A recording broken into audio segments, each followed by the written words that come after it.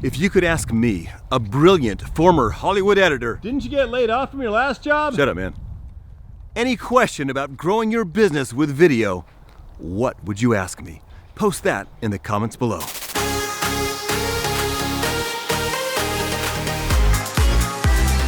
What is up, everybody? Trevor here. On this channel, I teach realtors and other entrepreneurs to grow their businesses using video. So go ahead and hit that subscribe button right down there, whack the bell, and hit like for my self-esteem. I've got a free webinar at videosecretswebinar.com where I teach you to crush it with video. Again, it's free. And during that webinar, I get a lot of questions, and a lot of them are the same questions. And this is really instructive. Pay attention. The kinds of videos that get the most views on YouTube are often videos that answer questions people have. So I'm creating this video because I believe I'm going to get a lot of views on this video because I'm answering questions that people literally typed into a Q&A box on my webinar.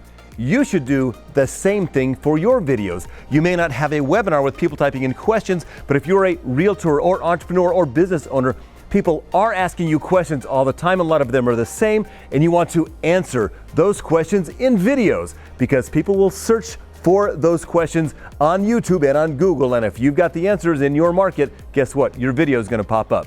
So let me dive right in and start answering some of the most common questions I get asked during my webinar. These are in no particular order. The first question is actually a statement. I'm a new agent and I joined a team because I don't have a clue how to start.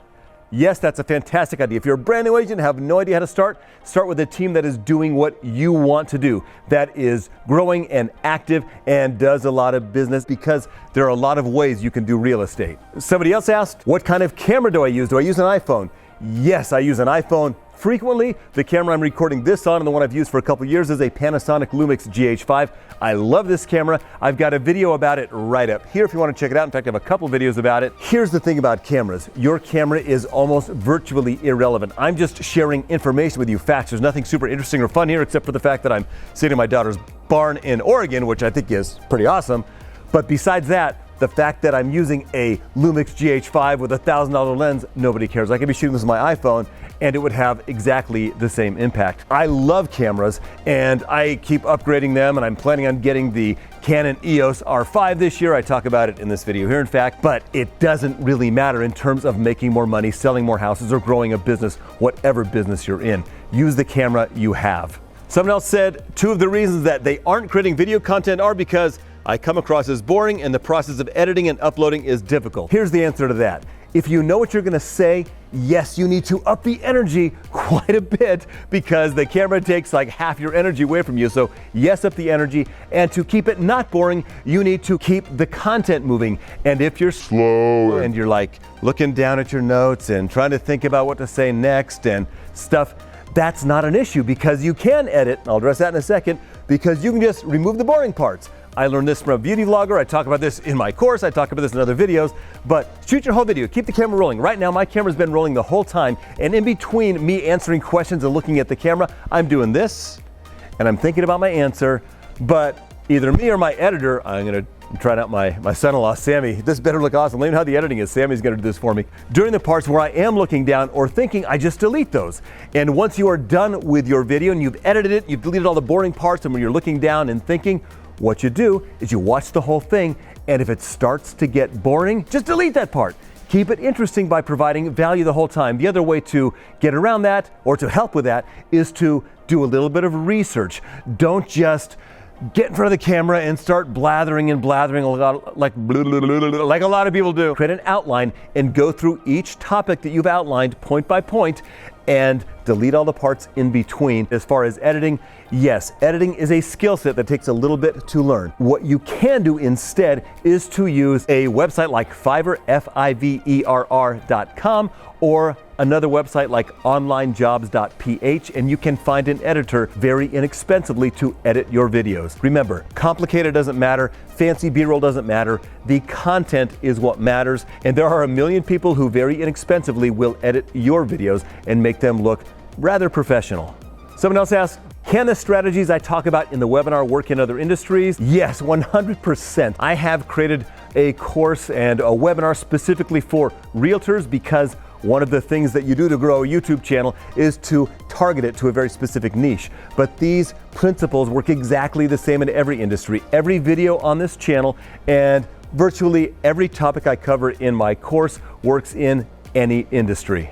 What app do I edit with? I use Adobe Premiere Pro, which is great software, which is professional. You can do basic to very professional stuff with. And if you're into it, yeah, Adobe Premiere is great. It's got a lot of support. A bunch of people use it. You can use any software. The software is 100% irrelevant. Whether you're on your phone, iPhone, Android, on a Mac, on a PC, doesn't matter. Use the software you're comfortable with. If you'd like a review of some of the software I recommend from beginner to advanced, let me know in the comments below and I'll make a video and give you some recommendations. If you've learned anything so far in this video, please do me a favor and hit that like button right now. It really helps. It's cloudy and rainy outside and you know what that does to a guy.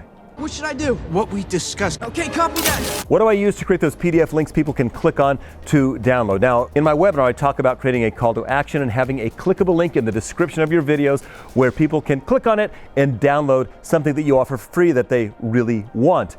And somebody asked, what app do I use for that? And by the way, when they do that, you can capture their name and email so you can retarget them and stay in touch with them and hopefully do business with them in the future. The app I recommend is called leadpages.net. There's a link for it down below, and no, I don't have any affiliate relationship with them.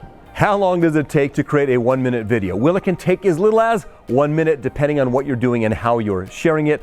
And literally the amount of time you put into creating a video really has very minimal impact on how effective that video is. There are many platforms you can share videos on. You can do live videos, for example, and do a live video for 1 minute. Takes 1 minute, you're done. You can also spend hours crafting a 1-minute video. When I was in the entertainment industry, we could spend a week making a 30-second video with a team of people working on it. So it just depends on where your interest lies. If you like doing that kind of thing, yeah, spend a little more time, but it's not really gonna have a huge impact on the return of that video. You have a personal Instagram account. Should you create a business Instagram account? Yes, 100%. You should have all of your social media highly targeted so that you were trying to reach a specific avatar, a specific demographic, specific niche. So you should have a business Instagram account if you were trying to grow your real estate business or any other business. Do I mix personal and business on my social media? 100%. Your Instagram feed should have a consistent look and feel. For example, I would try to stay a little more professional and consistent on the feed. However, Instagram stories is more natural, more raw, more real. I share very little that looks very professional in my Instagram stories. And depending on the platform, you will share more or less business stuff. On YouTube, if you have a YouTube channel, all of my stuff on this channel is very much business, business, business. If you're on Facebook, you have a Facebook personal page and a Facebook business page. On your personal page, I would share mostly personal stuff. On your business page, I'd share exclusively business stuff, but on your personal page on Facebook, you can share some business stuff as well. Here's the thing, on a local level, people do business with people they relate to, they connect with. So if you're overly professional, overly polished, people aren't gonna feel really much of a connection. They do business with a person, so you wanna be that person they do business with. Here's one thing I see a little bit too much of from realtors specifically. It's like, just listed, just sold, I got an award, I'm the best agent in the company. Like, yeah, nobody really cares. I mean, you can post some of that stuff occasionally, but try to make it genuine instead of just like, hey, look at me tooting my horn, I'm awesome. People don't really want to see that stuff and they don't engage with it.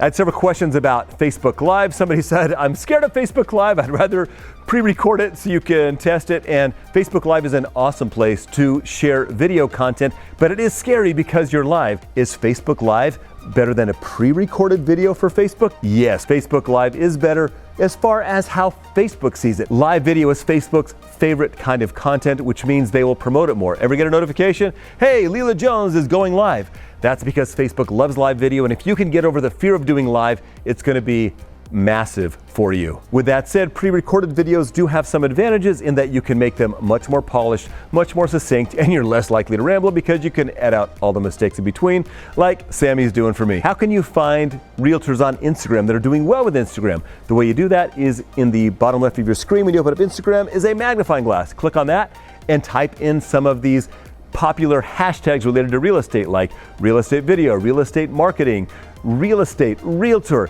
and find those pages. And then at the top, you can choose accounts, click on those accounts and see which ones are doing well. Am I shooting in landscape or portrait mode? I typically shoot in landscape mode, which is horizontal, because it's more filmic and YouTube likes it, but other platforms prefer other formats. I will sometimes, if I am trying to do things really correctly by the book, I will take a portrait mode video and I'll convert it to a landscape mode video because of the different platforms. For example, YouTube likes landscape. Facebook, you're better off with a 4:5 vertical video, a portrait mode video. IGTV prefers portrait. TikTok prefers portrait. So depending on what you're doing, but typically I start in landscape mode. And if I know I'm going to use it in other formats, I'll try to make things centered and keep all of the good stuff right in the middle so I can easily crop it. Somebody asked for a link to my Instagram stories videos, and that link is right up there. Thanks for asking.